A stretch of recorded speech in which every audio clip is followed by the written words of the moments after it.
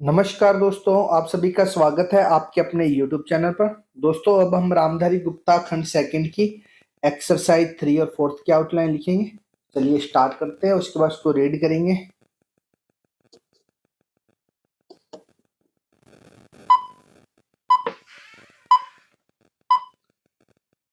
Start. आइए आज हम अपने विचारों को उस दिन तक ले जाएं जब हमने गणराज्य की घोषणा की थी। अपनी विकास की योजनाओं के संबंध में हमने वास्तव में काफ़ी प्रगति की है, परंतु क्या हम भारत के सब नागरिकों को दरिद्रता, अभाव तथा कष्ट से मुक्त करा पाए हैं? प्रकृति की शक्तियों को अपने अधीन करने और जनता के कल्याण के लिए उन्हें नियंत्रण में लाने की दिशा में भी हम आगे बढ़े हैं, किंतु हम यह नहीं भूल सकते कि कुछ महीने ही हुए हमें भारत के उत्तर पूर्वी प्रदेशों में भयानक बाढ़ का सामना करना पड़ा था, जिसके कारण यातायात के साधन छिन्न भिन्न हो गए और वहाँ की जनता को भारी हानि उठानी पड़ी। निसंदेह साक्षरता, प्रसार और रोगों के निराकरण के महत्वपूर्ण उपाय भी हमने सोचे हैं। यद्यपि अभी भी देश के बहुत से भागों में निरक्षरता और बीमारी पर्याप्त मात्रा में दिखाई देती है, जन कल्याण की योजनाओं को हम बराबर आगे बढ़ाते रहेंगे, यह हमारा दृढ़ संकल्प है, इसमें संदेह नहीं किया जा सकता। इन योजनाओं के पूरे होने के संबंध में जो प्रयास अब तक किया गया है उससे भी हमें असंतुष्ट नहीं होना चाहिए। फिर भी जो कुछ अब तक किया जा सका है, यदि वह बहुत चमत्कारी नहीं दिखता तो उसका कारण यह है कि अभी निर्माण कार्य जारी है और समाप्त नहीं हुआ है। राष्ट्र के निर्माण में समय की आवश्यकता होती है। आज हमारा गणराज्य दिवस है और भारत जैसे प्राचीन राष्ट्र के इतिहास में 5-7 वर्ष की अवधि एक स्वल्प काल है। आइए अब हम विगत वर्ष की घटनाओं पर नज़र डालें और यह देखें कि विकास के कार्यों और निर्माण योजनाओं की दिशा में हम कहाँ तक आगे बढ़ सके हैं। यदि मुझसे यह कहा जाए कि बीते वर्ष की घटनाओं का वर्णन मैं एक वाक्य में करूं तो मैं कहना चाहूँगा कि संविधान में दिए गए निर्देशों के अनुसार हमने समस्त राष्ट्र के साधनों को ऐसे ढंग से जुटाना आरंभ कर दिया है जिससे यह स्पष्ट हो जाता है कि भारत में कल्याणकारी राज्य की स्थापना का श्री गणेश हो चुका है। पिछले वर्षों में हमने जो संकल्प और दावे किए थे अब वे मूर्तिमान होने लगे हैं, इसलिए अब यह समझना कठिन नहीं है कि राष्ट्र किधर जा रहा है और आगामी 10 या 15 वर्षों में हम किस स्थिति में होंगे। महान नदी घाटी योजनाओं पर कार्य बराबर जारी है। इनमें से एक योजना भाखड़ा नंगल योजना से बहुमूल्य पानी और बिजली पंजाब, पेपसू तथा राजस्थान के भागों को मिलने भी लग गई है। दामोदर घाटी योजना से कुछ समय हुआ बिजली प्राप्त होने लगी थी और हीराकुंड, चंबल तथा दूसरी महान योजनाओं की भांति यह योजना भी यथेष्ट रूप से आगे बढ़ रही है। भाखड़ा नंगल योजना का प्रथम चरण समाप्त होने से अब यह स्पष्ट है कि इन महान योजनाओं के द्वारा देश में कितने महत्वपूर्ण परिवर्तन हो जाएंगे। महोदय, कोसी नदी जिसे शोक और दुख का सूचक माना जाता है, इस वर्ष फिर अपने प्रकोप से महान हानि का कारण बनी। अब इस नदी पर काबू पाने और इसकी उपद्रवी लीला समाप्त करने के लिए भी योजना तैयार हो गई है। इस योजना की रूपरेखा तैयार हो चुकी है और निर्माण का काम हाथ में लिया जा चुका है। आशा है इस योजना के निर्माण से बड़े पैमाने पर जनसाधारण को सेवाएं उपलब्ध होगी। जब यह नया परीक्षण सफल होगा तो महान योजनाओं के निर्माण में और भारत की महान जनशक्ति के उपयोग के संबंध में हमारी जानकारी और अनुभव में महत्वपूर्ण वृद्धि होगी। औद्योगिकरण के क्षेत्र में उन्नति, उत्पादन में और अधिक वृद्धि और भारत की प्रति व्यक्ति आय में वृद्धि विचाराधीन वर्ष की कुछ महत्वपूर्ण बातें हैं। औद्योगिकरण के साथ ही रोजगार के क्षेत्र को विस्तृत करने के प्रयत्न भी बराबर जारी है। कुटीर उद्योगों और घरेलू धंधों को प्रोत्साहन देकर औद्योगिकरण और रोजगार में समुचित संतुलन स्थापित करने का प्रयास किया जा रहा है। यह बात सभी स्वीकार करते हैं कि यदि भारत के जनसाधारण को उदासीनता और हार मानने की भावना से मुक्त करना है तो बढ़ती हुई बेरोजगारी को दूर करने का उपाय करना होगा। इस दिशा में घरेलू उद्योग धंधे बहुत से लोगों को आंशिक या पूर्ण उपयोगी काम देकर इस समस्या का बहुत कुछ समाधान कर सकते हैं। इसीलिए पंचवर्षीय योजनाओं में पुराने घरेलू उद्योगों को पुनर्जीवित करने और चालू कुटीर उद्योगों को प्रोत्साहन देने की व्यवस्था की जा रही है। विदेशी मामलों के क्षेत्र में हमारी सफलता और भी अधिक है। हमारी नीति, जिसे मैं सक्रिय और स्वदेशी तटस्थता की नीति कहना चाहूँगा, वास्तविक व्यवहार में किसी भी देश अथवा यहाँ के लोगों को अपना शत्रु न समझने की नीति है। इस नीति के फलस्वरूप हमें विश्व शांति के पक्ष की कुछ सेवा करने का अवसर मिला है। हम प्रसन्न और आभारी हैं कि संसार के राष्ट्रों में भारत का स्थान इतना ऊंचा है। इंडो चीन निरीक्षण और नियंत्रण अंतर्राष्ट्रीय आयोग की अध्यक्षता हमने स्वेच्छा से स्वीकार की है और हमारे नागरिक यथासाध्य उस देश में शांतिपूर्ण निर्वाचन संबंधी समस्याओं का सामना कर रहे हैं। हम सभी राष्ट्रीय अथवा अंतर्राष्ट्रीय समस्याओं का निपटारा शांतिपूर्ण ढंग से चाहते हैं। मुझे बहुत प्रसन्नता है कि भारत में फ्रांसीसी बस्तियों की समस्या शांति और सद्भावना के वातावरण में सुलझ सकी है। शांतिपूर्ण प्रणाली की सफलता का वह एक महत्वपूर्ण उदाहरण है। दुर्भाग्य से भारत में पुर्तगाली बस्तियों की ऐसी ही समस्या को सुलझाने की दिशा में प्रगति नहीं की जा सकी।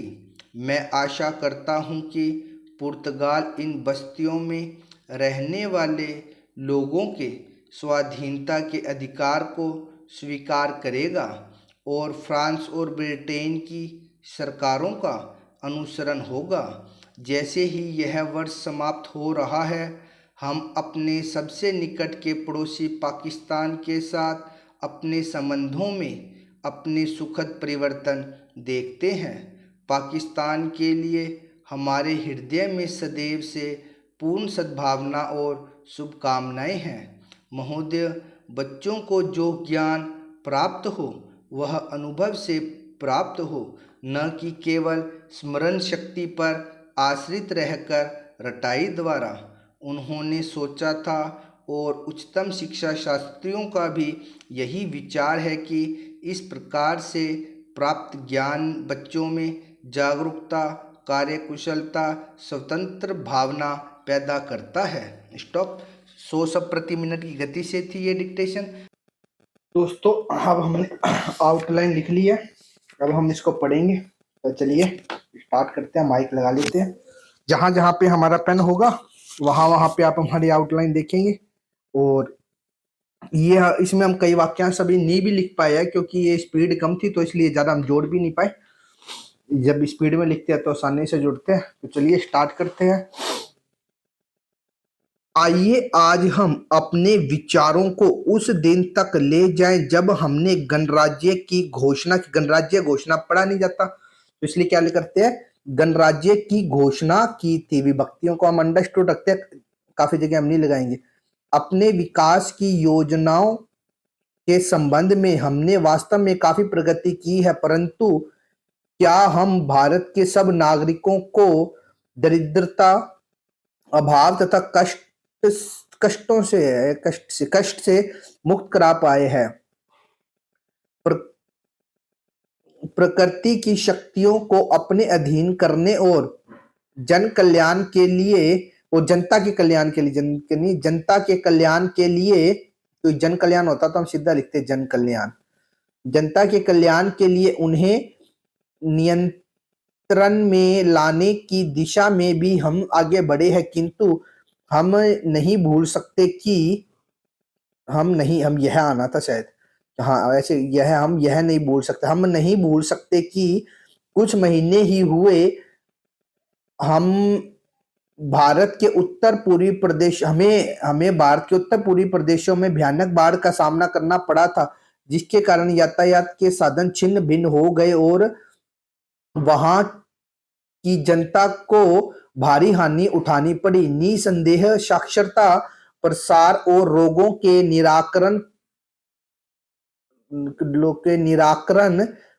के महत्वपूर्ण उपाय भी हमने सोचे हैं। यद्यपि अभी भी देश के बहुत से भागों में निरक्षरता और बीमारी पर्याप्त मात्रा में दिखाई देती है, जन कल्याण की योजनाओं को हमें बराबर आगे बढ़ाते रहेंगे। हम बराबर जन कल्याण की योजनाओं को हम बराबर आगे बढ़ाते रहेंगे, यह हमारा दृढ़ संकल्प है, इसमें संदेह नहीं किया जा सकता। इन योजनाओं के पूरा होने के संबंध में जो प्रयास अब तक किए गए हैं उससे भी हम संतुष्ट नहीं किया गया उससे भी हमें असंतुष्ट नहीं होना चाहिए। फिर भी जो कुछ अब तक किया जा सका है, यदि वह बहुत चमत्कारी नहीं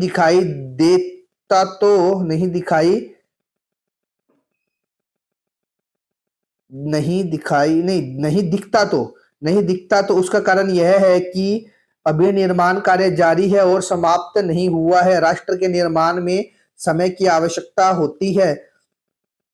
आज हमारा गणराज्य दिवस है और भारत जैसे प्राचीन राष्ट्र के इतिहास में 5-7 वर्ष की अवधि एक स्वल्प काल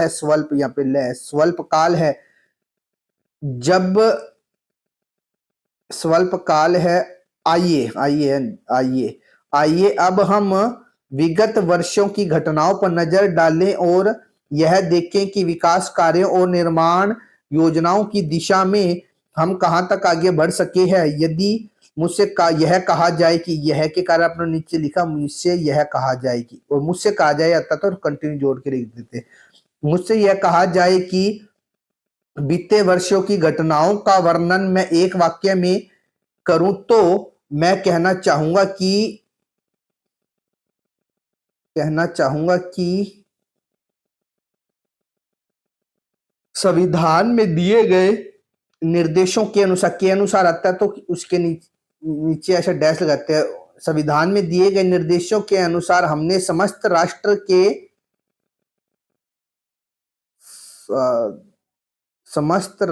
के साधनों को ऐसे ढंग से जुटाना आरंभ कर दिया है जिससे यह स्पष्ट हो जाता है कि भारत में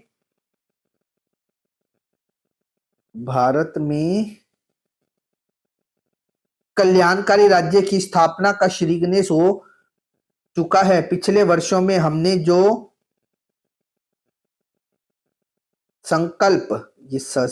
संकल्प और दावे किए थे, अब वे मूर्तिमान होने लगे हैं। इसलिए अब यह समझना कठिन नहीं है कि राष्ट्र किधर जा रहा है और आगामी 10 या 15 वर्षों में हम किस स्थिति में होंगे।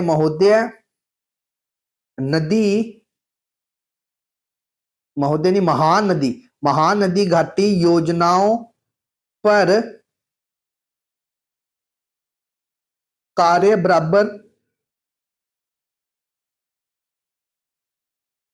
बराबर जारी है। इसमें से एक योजना भाखड़ा नांगल योजना से बहुमूल्य पानी और बिजली पंजाब, पेपसू तथा राजस्थान के भागों को मिलने भी लग गई है। दामोदर घाटी योजना से कुछ समय ही हुआ बिजली प्राप्त होने लगी थी और हीराकुंड, चंबल तथा दूसरी महान योजनाओं की भांति यह योजना भी यथेष्ट रूप से आगे बढ़ रही है। भाखड़ा नांगल योजना का प्रथम चरण समाप्त होने से अब यह स्पष्ट है कि इन महान योजनाओं के द्वारा देश में कितने महत्वपूर्ण परिवर्तन हो जाएंगे, क्योंकि एक नहीं है, बहुत सारे हैं। कितने महत्वपूर्ण परिवर्तन हो जाएंगे। महोदय कोसी नदी जिसे शोक और दुख, ये गलती से लगा दिया, शोक और दुख ऐसे लिखते हैं, शोक और दुख का सूचक माना जाता है, इस वर्ष फिर अपने प्रकोप से महान हानि का कारण बनी। अब इस नदी पर काबू पाने और इसकी उपद्रवी लीला समाप्त करने के लिए भी योजना तैयार हो गई है। इस योजना की रूपरेखा तैयार हो चुकी है और निर्माण का काम हाथ में लिया जा चुका है। आशा है इस योजना के निर्माण से बड़े पैमाने पर जनसाधारण को सेवा उपलब्ध होगी। जब यह नया परीक्षण सफल होगा तथा महान योजनाओं के निर्माण में और भारत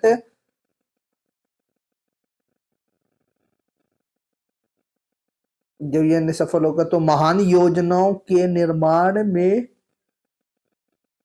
और भारत की महान जनशक्ति के उपयोग के संबंध में हमारी जानकारी और अनुभव में महत्वपूर्ण वृद्धि होगी। औद्योगिकरण के क्षेत्र में उन्नति, उत्पादन में और अधिक वृद्धि और भारत की प्रति व्यक्ति आय में वृद्धि। विचाराधीन वर्ष की कुछ महत्वपूर्ण बातें, औद्योगिकरण के साथ ही रोजगार के क्षेत्र को विस्तृत करने का प्रयत्न किया गया है। विस्तृत करने का प्रयत्न भी बराबर जारी है। कुटीर उद्योगों और घरेलू धंधों को प्रोत्साहन देकर औद्योगिकरण और रोजगार में समुचित संतुलन स्थापित करने का प्रयास किया जा रहा है। यह बात सभी स्वीकार करते हैं कि यदि भारत के जनसाधारण को उदासीनता और हार मानने की भावना से मुक्त करना है तो बढ़ती हुई बेरोजगारी को दूर करने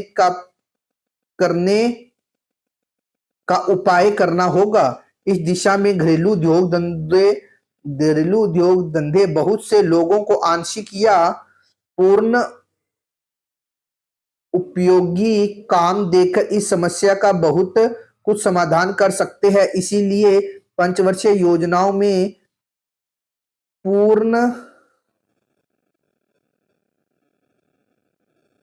पुराने घरेलू धंधों को पुनर्जीवित करने और चालू कुटीर उद्योगों को प्रोत्साहन देने की व्यवस्था की जा रही है।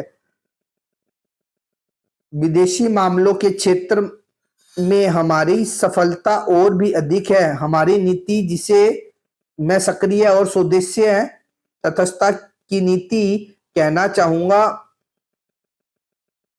वास्तव में थोड़ी नहीं है, कहना चाहूंगा वास्तविक व्यवहार में किसी भी देश अथवा यहाँ के लोगों को अपना शत्रु न समझने की नीति है। इस नीति के फलस्वरूप हम विश्व शांति के पक्ष को कुछ विश्व शांति के पक्ष की कुछ सेवा को कुछ नहीं की कुछ सेवा करने का अवसर मिला है। हम प्रसन्न और आभारी है कि संसार के राष्ट्रों में भारत का स्थान इतना ऊंचा है कि इंडोचीन, ये चीन के लिए क्या पीन लिख दिया, चीन आएगा, इंडोचीन निर्माण निरीक्षण है, इंडोचीन निरीक्षण और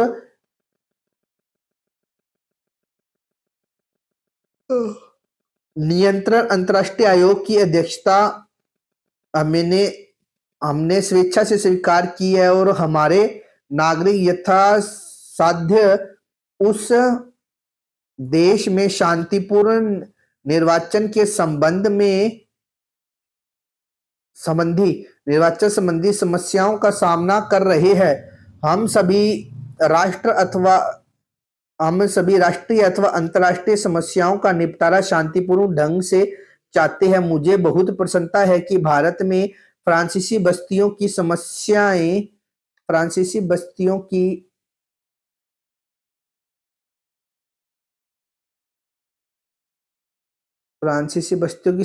शांति व सद्भावना से वातावरण, सद्भावना क्या आएगा, गलत लिख दिया,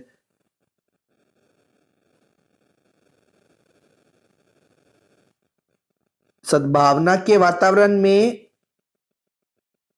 केवल सुलझ सकी है। शांतिपूर्ण प्रणाली की यहाँ पे छूटा हुआ है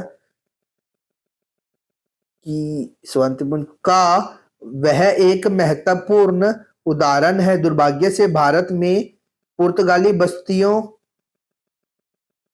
की ऐसी ही समस्या को सुलझाने की दिशा में प्रगति नहीं की जा सकी। मैं आशा करता हूं कि पुर्तगाल इन बस्तियों में रहने वाले लोगों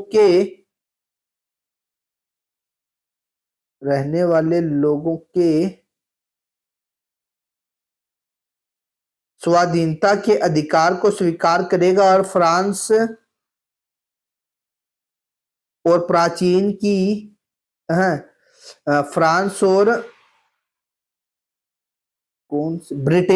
ब्रिटेन की सरकारों का अनुसरण होगा। जैसे ही यह वर्ष समाप्त हो रहा है, हम अपने सबसे निकट के पड़ोसी पाकिस्तान के साथ अपने संबंध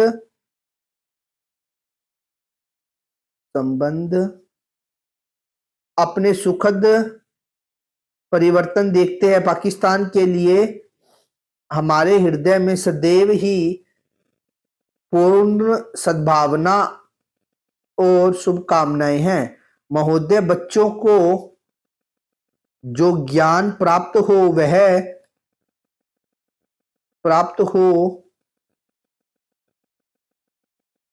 हो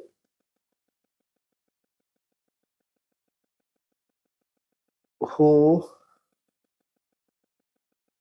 पता नहीं क्या लिखा, ज्ञान प्राप्त हो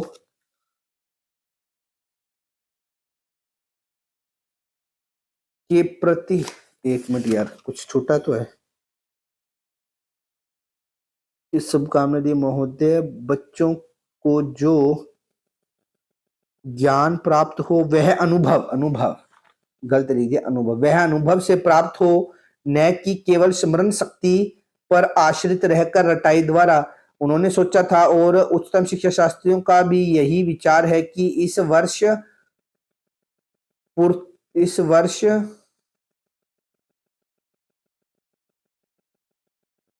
इस प्रकार से प्राप्त ज्ञान बच्चों में जागरूकता, कार्यकुशलता, स्वतंत्र भावना पैदा करता है। दोस्तों ये डिक्टेशन की आउटलाइन थी, एक्सरसाइज 3 और 4 की, रामधारी गुप्ता खंड सेकंड की। हमने इसके अंदर एडवांस आउटलाइन का प्रयोग किया, काफी फिर भी कुछ रहेगी क्योंकि स्पीड में लिखते तो लिखा जाता है और धीरे के अंदर वो फटाफट लिखा जाता है जो भी वर्ड साथ साथ बोलते हैं।